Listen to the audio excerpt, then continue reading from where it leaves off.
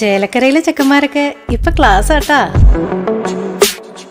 അതിനൂതന hi tech സാങ്കേതിക വിദ്യകളോടെ വൻ നഗരങ്ങളെ പോലും വെല്ലുന്ന സൗകര്യങ്ങളുമായി നമ്മുടെ ചേലക്കരയിൽ naturals beauty parlour, doctors tower, near bus stand, Chelakkara.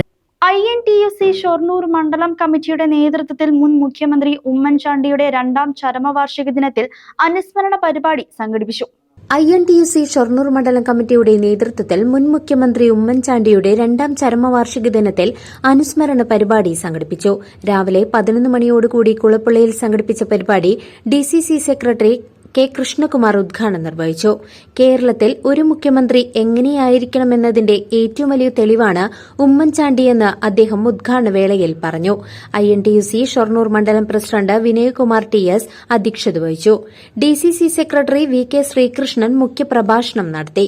INTUC മുൻ regional president MP Sushilkumar, Vincent, Vinod L, Hari, Parukutty, Karthyayani, Vatsala, Premkumar, Parameswaran, Mohanan എന്നിവർ അനുസ്മരണ പ്രഭാഷണം നടത്തി.